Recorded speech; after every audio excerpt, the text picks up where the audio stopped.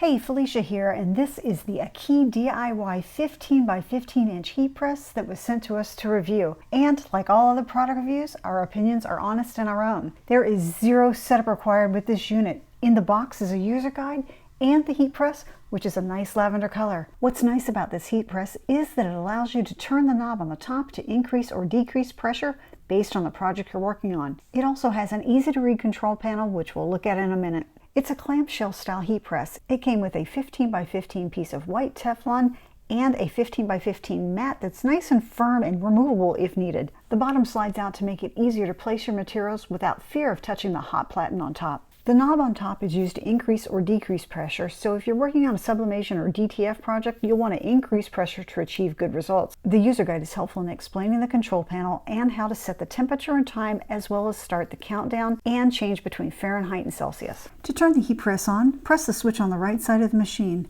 The display is easy to read and shows you the temperature, time, and has 3 preset modes. Press the mode button to scroll through them to see the different time and temperature settings for each. To adjust the temperature outside of the mode settings, press the set button and then press the plus button to increase the temperature or the minus button to decrease it. Press the set button again to adjust the time in the same manner. Press the plus button to increase time and the minus button to decrease time. If you want to change between Fahrenheit and Celsius, hold the plus and minus button down together to change from Fahrenheit to Celsius, and repeat that to go back to Fahrenheit. I'm going to make a t-shirt, and I've got my temperature set to 320 degrees and my time for 30 seconds. I'm going to first preheat my shirt for a few seconds before starting the bottom layer of my design. And my design has 3 layers, which will be pressed separately.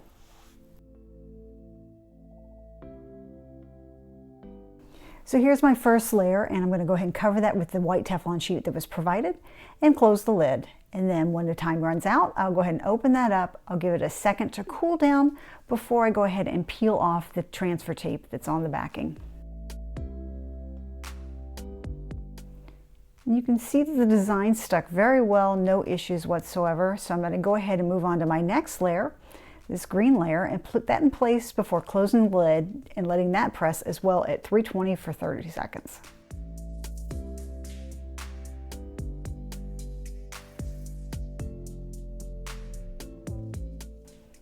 Once that's done, I'll go ahead and lift the lid up, remove that Teflon sheet, give it a second to cool down, and then go ahead and remove that backing, and it's stuck perfectly. This is working out great.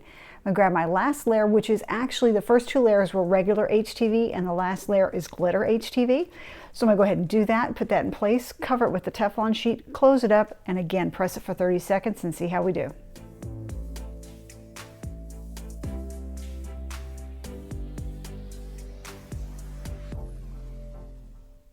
It turned out perfect. This heat press worked great with glitter HTV and regular HTV.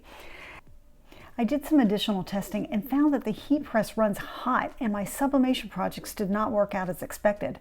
I pressed the first one at 400 degrees for 480 seconds, like the company that makes the slate photo frame recommends, and then again at 385 degrees for 120 seconds.